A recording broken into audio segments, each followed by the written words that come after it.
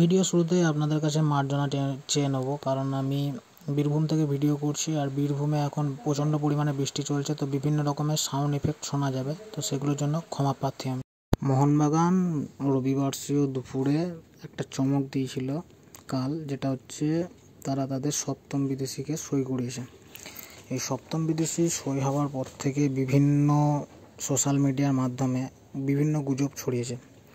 Nuno Reis মোহনবাগানে যোগ দিয়েছিল, এটা তো আমরা সবাই শকিং ছিলাম, বাট বিভিন্ন যেসব গুজবগুলো ছড়াচ্ছে সেগুলোতে আরও বেশি শকিং হচ্ছে।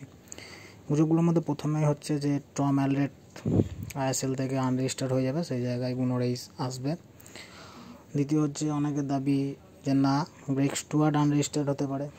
3 নম্বর দাবিটা আবার অকল্পনীয়, জেমি ম্যাকলারেন চোট নিয়েই ইন্ডিয়াতে এসেছিলেন, তিনিও সেই পোগবার মতো হলো, তার জায়গায় নুনো রেইস এসছে। আসলে ব্যাপারটা এতটাও সত্যি নয়। অ্যাকচুয়াল ব্যাপার হচ্ছে হোসে মলিনার সঙ্গে মুম্বাই ম্যাচ ড্র হওয়ার পর মোহনবাগান একটা মিটিং করে যে পারফরমেন্সের এইরকম ডাউনের কারণ কি। সেখানে মলিনা খুব স্পষ্টভাবে জানান যে আনোয়ার আলীর রিপ্লেসমেন্ট হিসাবে দীপেন্দু বিশ্বাস এবং দীপক টাংরি তার ফার্স্ট চয়েস, কিন্তু যে 2 ফরেন সিবি আছে, একজন চোটের জন্য ভুগছে, অন্যজন পারফরমেন্সের কনসিস্টেন্সি দেখাতে পারছে না। এর ফলে এই রকম ভাঙাচোরা ডিফেন্স নিয়ে ACL-এ গেলে ACL-এ খুব একটা ভালো পারফরমেন্স করা যাবে না। তো এখন যদি পারা যায় তাহলে একটা সিবি ইমিডিয়েট সই করানো হোক। এবার নুনো রেইস ছিল মোহনবাগানের এক টাইম প্রাইম টার্গেট, তখন তিনি মোহনবাগানের ডিলকে নাকচ করে সৌদি আরব যাবার জন্য রেডি ছিলেন, কিন্তু সৌদি আরবে গিয়ে তিনি কোনো রকম ক্লাব পাননি, কারণ হচ্ছে তার একটা চোট আছে। তো নুনো রেইস এখন যে মোহনবাগান জয়েন করছে তাতেও কিন্তু তিনি ফুল 100% ফিট হিসাবে যোগ দিচ্ছেন সেটা নয়। নুনো রেইসকে এখানে আসার পরও 3 সপ্তাহ সময় লাগবে তার ফিটনেস ফিরে পাওয়ার জন্য, তারপর তিনি ম্যাচ ফিট হবেন, তারপর তাকে খেলানো হবে। এবার ACL-2-তে আনলিমিটেড বিদেশি কিন্তু রেজিস্ট্রেশন করা যায়, সেই হিসাবে সপ্তম বিদেশি হিসাবে যোগ দিচ্ছেন মোহনবাগানে, তিনি ACL-2 এখন খেলবেন। তারপর যদি ট্রান্সফার উইন্ডো, জানুয়ারি যে ট্রান্সফার উইন্ডো আছে, তখনও যদি মোহনবাগান এরকম হতাশাজনক পারফরমেন্স ISL-এ করতে থাকে, তখন যে বিদেশি পারফরমেন্স ডাউন করবে তাকেই রিপ্লেসমেন্ট করে নুনো রেইসকে ISL-এ রেজিস্টার করানো হবে। তবে সেটা করতে গেলেও নুনো রেইসকে এখনও জানুয়ারি উইন্ডো পর্যন্ত অপেক্ষা করতে হবে।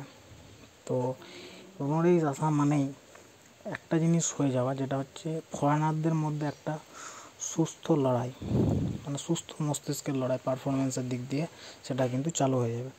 যেটা প্রথমত ডুরান্ড কাপে অনিরুদ্ধ থাপা বলেছিল যে মোহনবাগান একাদশে সুযোগ পাওয়া এতটাও সহজ ব্যাপার নয়, এর জন্য প্র্যাকটিস গ্রাউন্ডেও প্রচণ্ডভাবে এক ফুটবলারের সঙ্গে আরেক ফুটবলারের লড়াই হয়।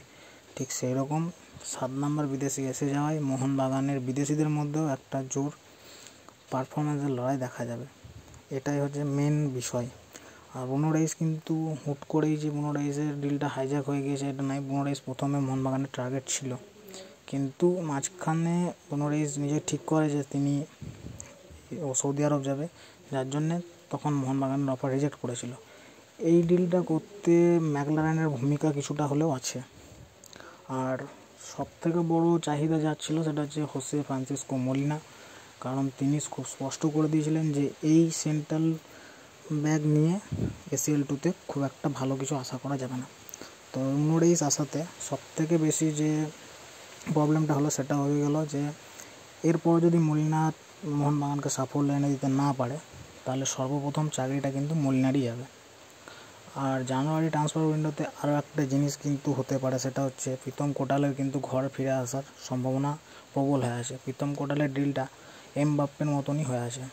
আর এই সমস্ত খবরটা যে মোহনবাগানের সঙ্গে মিটিং, ম্যানেজমেন্টের মিটিং, এই পুরো খবরটা কিন্তু বড়িয়া মজুমদার ব্রেক করেছেন। বড়িয়া স্যার আনোয়ার আলী কেসের পর থেকে ট্রান্সফার মার্কেটে অনেকটা সক্রিয়। তিনি প্রীতম কোটালকে নিয়ে যেই রকম আপডেট দিয়েছিলেন সেটাই মিলেছে, ঠিক সেই রকমই নুনো রেইসকে নিয়ে যে আপডেটটা দিচ্ছেন সেটাও 100% হয়তো শিওরই হবে।